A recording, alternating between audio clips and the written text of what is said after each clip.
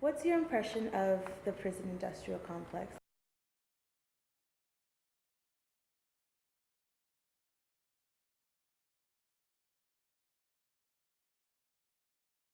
I guess the prison industrial complex for me means a system, or an institution that's aimed at people of my color.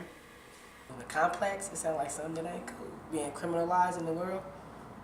Like, let me see, for an example, the way we dress. I have not heard the term prison industrial complex. I would say it has to do with the inner workings of the prison system, maybe. I'm not really sure though.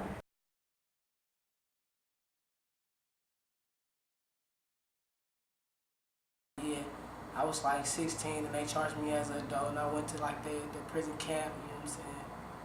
But I mean, I did my little schooling, went to college, they let me get in college from there. That's how I actually got out, you know what I'm saying? Because I had got into a fight and they tried to give me some more time. And then I started doing my school. I know about the prison industrial complex, but I'm not a part of it. I'm not a part of it. It doesn't affect me anyway.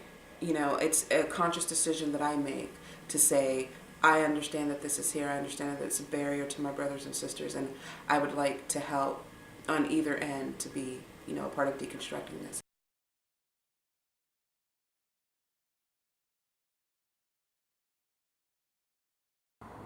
We do stuff we ain't got no reason to be doing, like hanging out on the street and not doing nothing and just standing there, you feel me? Mm-hmm. Them are examples to me when you could be doing something, being in somebody's office or your own office, owning somebody's business. A lot of times with the youth, it's almost as if they have internalized the reasons why they're there. This is happening in my neighborhood, so, you don't tell or you don't snitch. My mother didn't have any money. I had to help make ends meet because where were we going to sleep or how were we going to eat? As opposed to being able to step back and say, there's a system that is designed that makes it harder for my mother to get a good paying job, or there's a system that's designed that makes it harder for me to get adequate education. For a lot of them, being in juvenile hall provided them the structure that they really missed outside of juvenile hall. So even though it was a detention center where they're essentially locked up, having a routine schedule of showering, of eating, of someone actually talking to them, telling them what to do, sometimes actually worked out.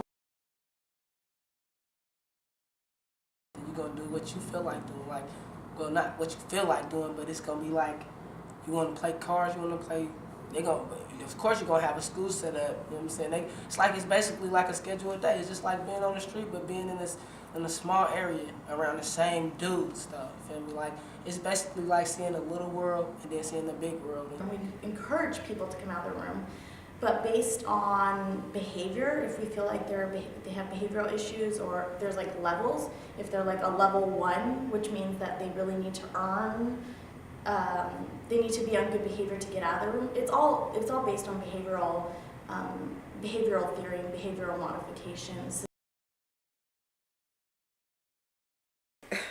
Well, so they tell us.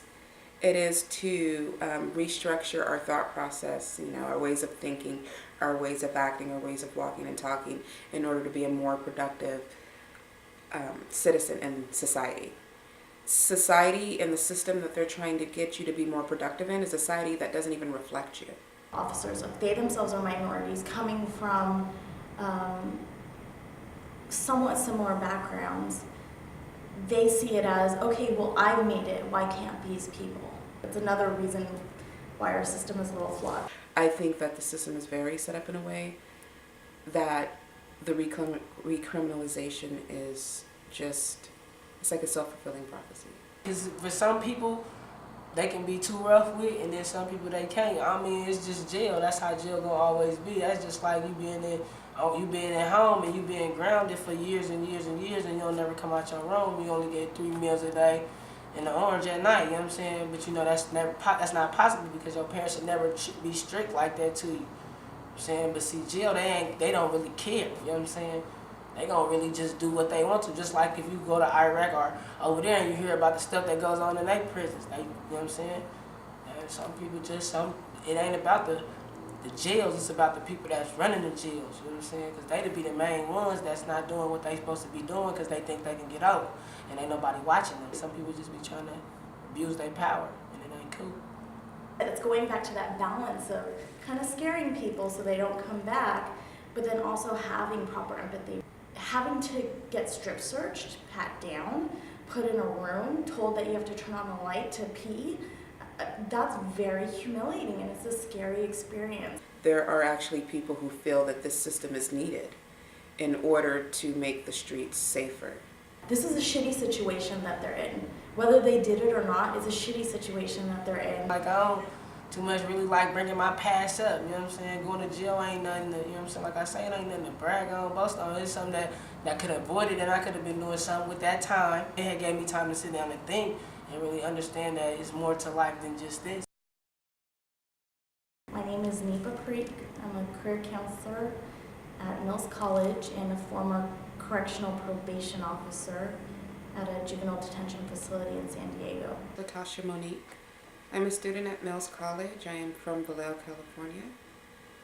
My major is ethnic studies. And when you see me, I don't want you to call me by my real name. I'd rather you say, "What's up, Swain?" Feel me? It sound better. And that's my name now. I actually go by that.